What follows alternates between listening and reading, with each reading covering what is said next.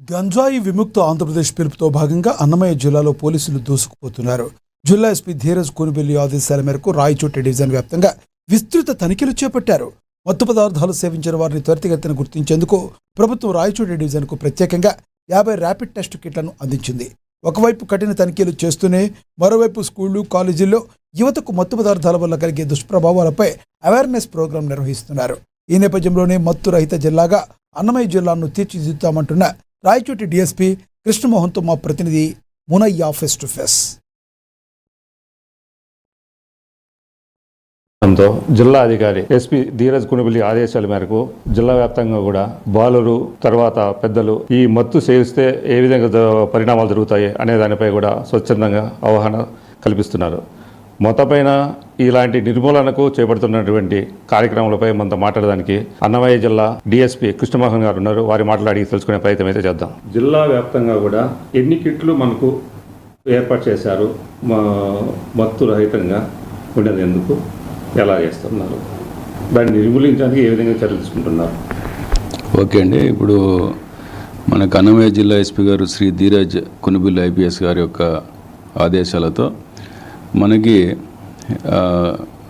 మన ఆంధ్రప్రదేశ్ డీజీపీ గారు, గౌరవ డీజీపీ గారు ఈ యొక్క గంజాని మనము ఈ డ్రగ్ ఫ్రీ ఈ డిస్ట్రిక్ట్గా చేసే క్రమంలో ఈ ర్యాపిడ్ కిట్స్ అంటే డ్రగ్ టెస్ట్కు సంబంధించి త్వరితగతంగా మనకి రిజల్ట్ వచ్చే విధంగా ఒక 50 కిట్లని మనకి రాయచోటి పిఎస్కి ఇవ్వడం జరిగింది. మా సబ్ డివిజన్లో ప్రతి పోలీస్ స్టేషన్ కూడా ఈ కిట్లు అనేది ఇవ్వడం జరిగింది. ఎక్కడైతే హాట్స్పాట్స్ ఉన్నాయో ఆ ఏరియాస్లో, హాట్స్పాట్స్ అంటే ఈ గంజాయి మనకి సేవిస్తూ ఉంటారు, అక్కడ ఉంటారు కొద్దిగా మరుగు ప్రదేశాలు అటువంటి ఉండే ఆ ఏరియాలో సర్ప్రైజ్ చెక్కులు చేసి అక్కడ ఎవరుంటే తీసుకురావడం అనేది ఒకటి. తర్వాత ఆల్రెడీ గంజాయి కేసుల్లో నేరస్తులుగా ఉన్న వాళ్ళని, తర్వాత గంజాయి వినియోగిస్తూ ఇంతకుముందు మాకు దొరికి తర్వాత వాళ్ళని అడిక్షన్ సెంటర్స్కి ఎవరైతే పంపించామో వీళ్ళందరినీ కూడా మనము ఈ కిట్స్ ద్వారా వాళ్ళకి తీసుకొని వచ్చి చెకింగ్ చేయడం అనేది జరుగుతూ ఉంది. వాళ్ళని మనము వాళ్ళ తల్లిదండ్రుల సంవత్సరంలో కౌన్సిలింగ్ నిర్వహించి అవి ఎక్కడి నుంచి తీసుకొచ్చారో అవన్నీ కూడా ఇంటరాగేట్ చేసి తర్వాత వీళ్ళని మదనపల్లి యొక్క డిడక్షన్ సెంటర్కి పంపడం జరిగింది. ఇవే ఒక ఆపరేషన్ వజ్రపార్ ఇదే కాకుండా మనం అవేర్నెస్ ప్రోగ్రామ్స్ కూడా మనం విస్తృతంగా కండక్ట్ చేస్తూ ఉన్నాము. ఈ అవేర్నెస్ ప్రోగ్రామ్స్ కూడా యువతకి ముఖ్యంగా కాలేజీల్లో, స్కూల్స్లో, తర్వాత ఇక్కడ కూడా మనకి యూత్కి అంతా కూడా మనము ఈ యొక్క గంజాయి యొక్క తీసుకోవడం వలన వచ్చే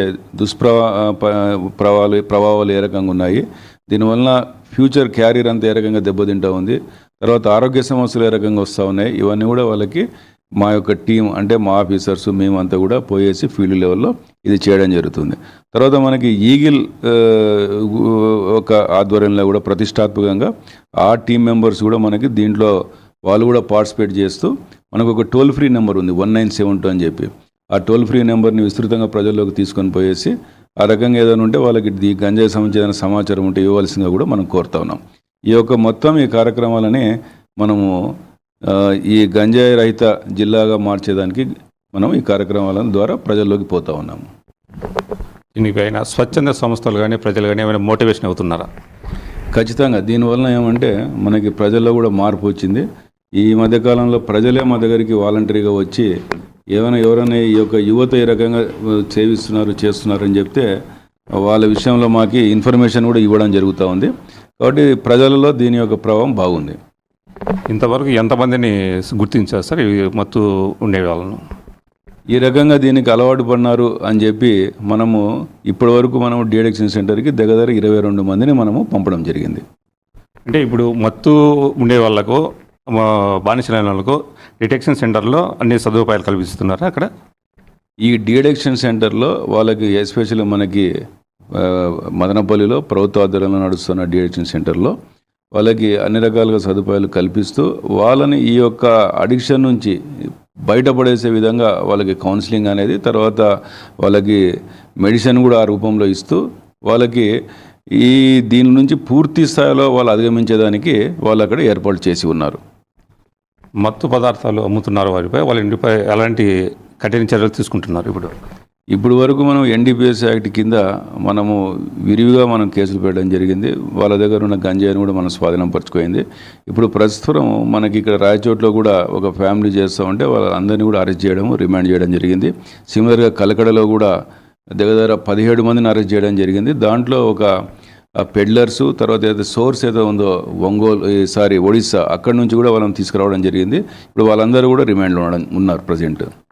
మొత్తం పైన యువతకు కానీ మత్తు రహితంగా ఉండేందుకు ఏ విధంగా సూచనలు ఇవ్వతారు ఫైనల్గా? ఇప్పుడు దీంట్లో నేను చెప్పదలుచుకున్నది ఏమంటే ఈ యొక్క కఠినంగా చట్టపరంగా మేము ముందుకు పోతూ తర్వాత వాళ్ళ మీద ఈవెన్ మా యొక్క గౌరవ ఎస్పీ గారి యొక్క ఆదేశాల మేరకు పిట్ ఎన్డీపీఎస్ యాక్ట్ కింద కూడా వాళ్ళని బుక్ చేసే పరిస్థితిలో మనము ఆలోచన చేస్తాము, దానికి రెడీ చేసుకుంటున్నాము. ఆ విధంగా అదే కాకుండా మనం యువతకు కూడా మనం ఏం చెప్తున్నామంటే వాళ్ళని భవిష్యత్తుని ఆలోచన చేసుకోవాలా, తర్వాత వాళ్ళ తల్లిదండ్రులను కూడా వాళ్ళని దృష్టిలో పెట్టుకోవాలా. ఈ యొక్క గంజాయి ఇటువంటి డ్రగ్స్కి అలవాటు పడితే కంప్లీట్గా జీవితం అనేది నష్టపోతారు, నాశనం అయిపోతారు. కాబట్టి వాళ్ళు చిన్న వయసులో దీనికి దుష్ప్రభావాలకి లోన్ కాకుండా వాళ్ళు భవిష్యత్తు మీద దృష్టి పెట్టి, వాళ్ళ క్యారియర్ మీద దృష్టి పెట్టి, తర్వాత దీని యొక్క మేము చెప్పే విషయాలను వాళ్ళు మనసులో పెట్టుకొని పోలీసు ఈ విధంగా దీనికి ప్రభావవంతంగా మనం చెప్తున్నాం కాబట్టి ఈ అవేర్నెస్ ప్రోగ్రామ్స్ ద్వారా దీని నుంచి వాళ్ళు బయటపడతారని చెప్పి, అట్ ది సేమ్ టైం వాళ్ళ దృష్టిలో ఎవరైనా వాళ్ళ సహచరులు కానీ ఎవరైనా ఉంటే మా దృష్టికి తీసుకురావాలని చెప్పి నేను ఈ సందర్భంగా కోరుతా ఉన్నాను.